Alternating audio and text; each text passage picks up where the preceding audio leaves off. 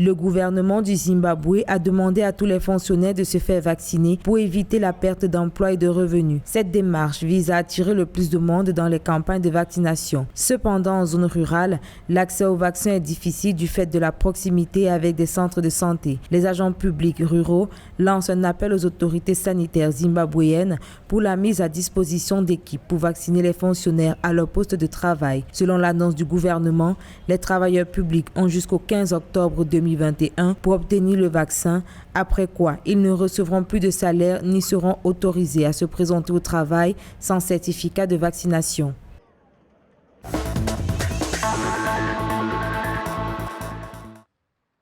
Le 21 septembre 2021, le ministère tunisien de la Santé publique a fait savoir que 37% des Tunisiens, soit 3 262 290 personnes, ont achevé leur vaccination contre le coronavirus. Parmi les citoyens ayant achevé leur vaccination, 330 845 personnes se sont fait inoculer le vaccin à dose unique, tandis que 4 141 044 personnes n'ont bénéficié qu'une seule dose puisqu'elles étaient infectées par le coronavirus auparavant.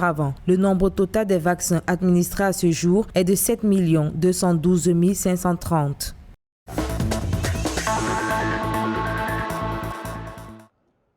Après avoir entamé sa campagne de vaccination, le ministère de la Santé du Kenya déclare qu'aucun cas de coagulation sanguine n'a été détecté. Les 5 vaccins, parmi lesquels le vaccin AstraZeneca, Pfizer, Johnson & Johnson utilisés, répondent aux normes sanitaires internationales les plus élevées. Cependant, moins de 2% de la population a été vaccinée en raison de l'hésitation à la vaccination.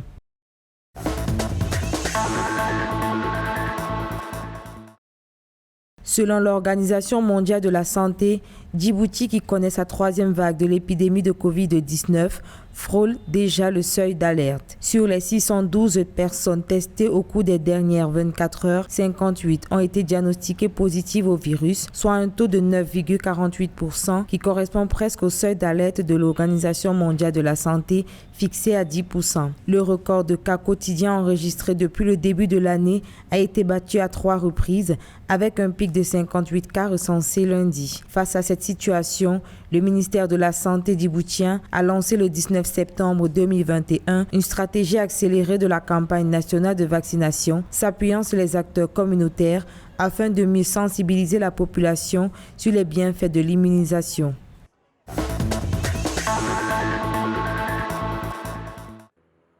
L'Éthiopie engrange un revenu de 114 millions de dollars grâce à l'exportation de masques vers les marchés américains et européens. Malgré les difficultés liées à la pandémie de Covid-19, des entreprises opérant au sein du parc industriel ont été capables de canaliser son impact à travers la production et l'exportation à haute échelle de masques et autres produits similaires de qualité. Dans le cadre des efforts pour faire du pays un centre de l'industrie légère et une économie à revenu moyen d'ici 2025, l'Éthiopie espère construire et mettre en service un total de 30 parcs industriels sur la même période.